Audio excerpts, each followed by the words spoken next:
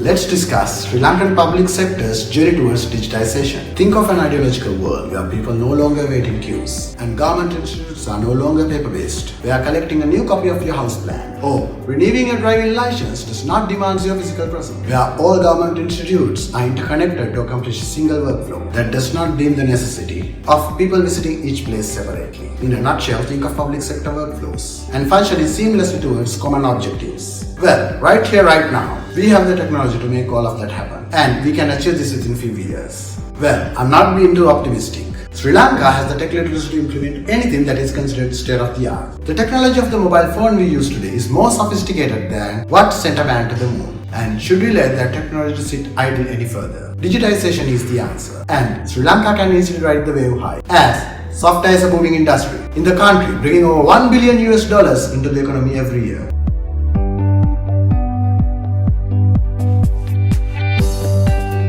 US believes that they can save $1 trillion annually with the digitalization of the public sector. Denmark has a digitalization council attached to the Ministry of Finance that goes by the name Project TART. United Kingdom created one of the most accessible digital government service platforms in 2012. These countries have stipulated the regulations that would support the digitalization. Hence, it's time to take note that we are at a pivotal juncture. As a country, deep dive into transforming public services via digital technology. Micro-entrepreneurs around the globe have shaken the commercial world to its core by adapting the digitalization technologies that have enabled them to invade their respective business domains. With digitization, the possibilities for improvement are endless. Number of government agencies could benefit a great deal and can push the country forward with a surge. Police that functions 24/7 shouldn't have to wait for their approvals. This is an example of a bottleneck that can be easily resolved with digitization. Consider simple automation where the creation of birth certificate is time tracked in order to issue the national identity card in 16 years and push these NIC numbers to the voting list in 18 years and disabling the vote allocated to that NIC with the issuance of death certificate. That automation could have saved thousands of work hours of hundreds of employees attached to the government sector in many departments.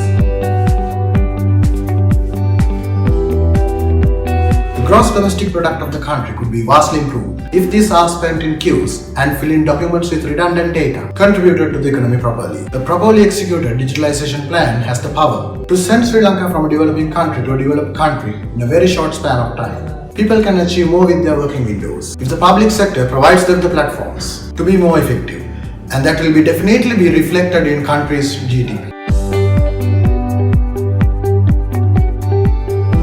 Once more, I would like to highlight, right now, right here, we have the technology to build any of these platforms which will be robust and scalable. In fact, we have been providing these solutions for years to European and American markets. Sri Lankan software enterprise WSO2 recently released their very own programming language named Ballerina, a technology milestone for Sri Lanka. Millennium IT, known for their signature in zero latency rates, was able to replace the London Stock Exchange's trading platform Cadillac with a 10 times faster trading system built in Sri Lanka. Field of software development can contribute much more versatility than just tech to the public sector. We function from agile-based processes which empowers us to respond to change than blindly following plans. The key principle in agile is to have customer satisfaction through early and continuous delivery. So these could be values that can be transferred to the public sector along with digitization to uphold their productivity.